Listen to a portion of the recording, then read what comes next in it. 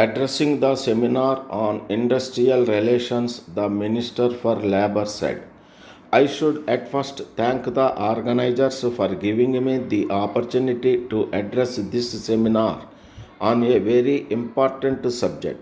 I hope you will all agree with me when I say that the trade unions and the employers have a very vital role to play in building up sound, healthy industrial relations. We all know that the improvement in industrial relations cannot be brought about by government alone through legislation or otherwise.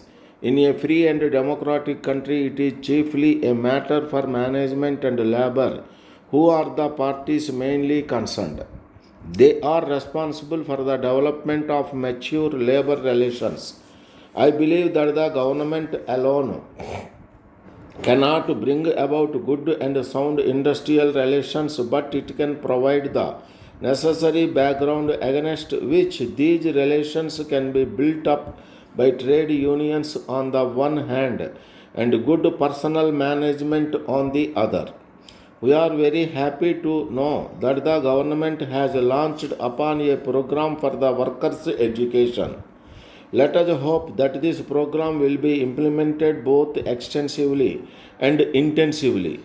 We all know that at present the trade union movement in this country is conducted by persons who are not workers themselves, who are not going to the factory and who are not directly employed, but by those who are interested in the upliftment and welfare of labor.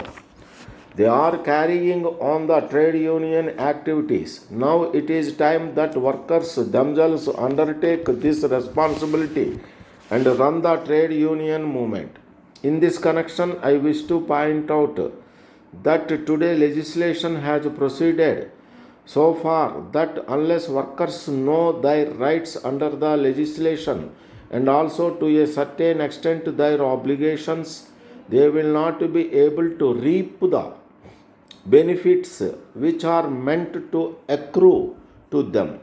It is therefore good that the government has undertaken this program of workers' education, and we are sure that the government will see that the courses run by them are properly taken advantage of by the workers and that they ultimately benefit them. It was pointed out by some speakers that for the social and economic betterment of the workers, some other activities have also to be carried out.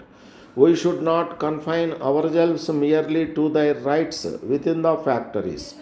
We have to train the workers in welfare activities and also in fields like the cooperative movement. The other day, I was reading a very useful and interesting study carried out by our neighboring state government with a view to find out the indebtedness of the industrial workers. They have selected 4 or 5 important industrial centers. In these centers, the wages on the whole are very high, but a high percentage of industrial labor is indebted. This shows that the government, through welfare agencies, should look into the social and economic side of the whole thing and go to the rescue of the industrial workers. It is not only the wages, dearness, allowance, and working conditions inside the factory that are alone important.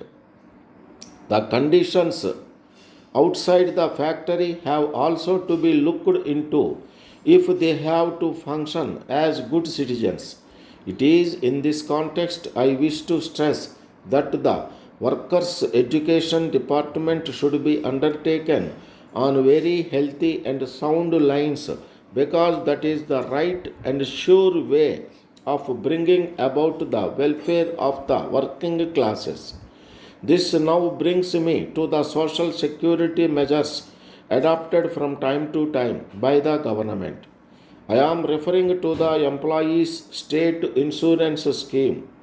I have had the advantage of looking at this scheme very closely as I was associated with it for some time in the past.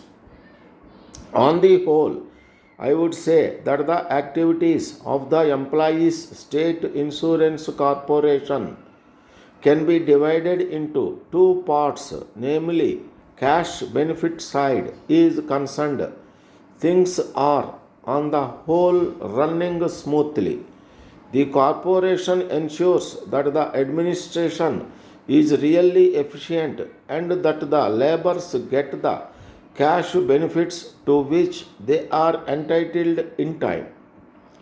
By and large, we have made satisfactory progress so far as this aspect of this problem is concerned.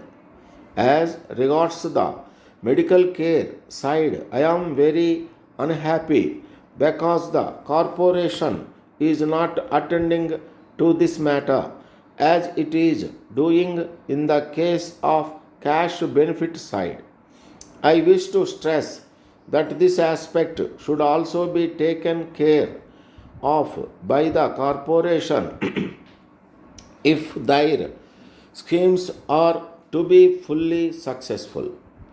Let me conclude with the hope that as a result of the many schemes undertaken by the government and management, industrial relations will improve and the country's production of valuable goods will be considerably increased and the country as a whole will be happy and prosperous.